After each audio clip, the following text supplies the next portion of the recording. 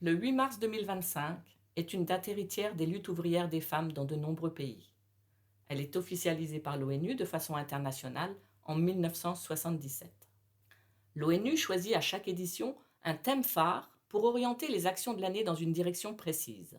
Le thème retenu pour le 8 mars 2025, c'est pour toutes les femmes et les filles, droit, égalité et autonomisation. Le 8 mars 2025, on fait de l'égalité une priorité. On le dit chaque année. Il ne s'agit pas de célébrer, ni même de dire c'est la fête de la femme, ni la journée de la femme, et encore moins la journée des femmes.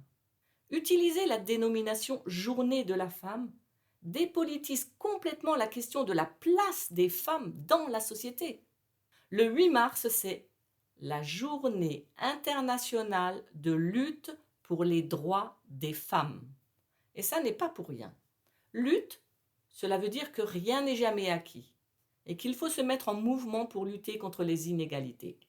Droit, le droit c'est politique et il ne faut pas invisibiliser cette dimension. Si on a encore besoin d'un 8 mars 2025, c'est bien que les inégalités de droit persistent toujours aujourd'hui. Et le mot femme, oui oui, femme au pluriel, et ça a toute son importance.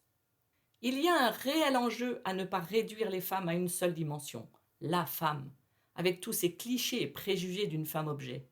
Cela supposerait qu'il y a non seulement réduction des femmes en la femme, mais surtout qu'il y a l'idée de le faire malgré la femme elle-même.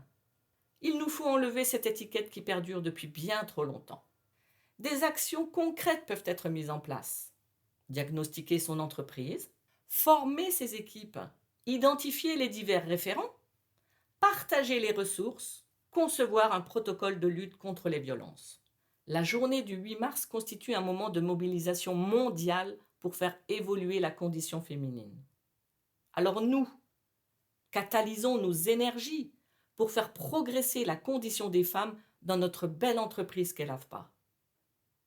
Le 8 mars 2025, c'est pour toute l'année.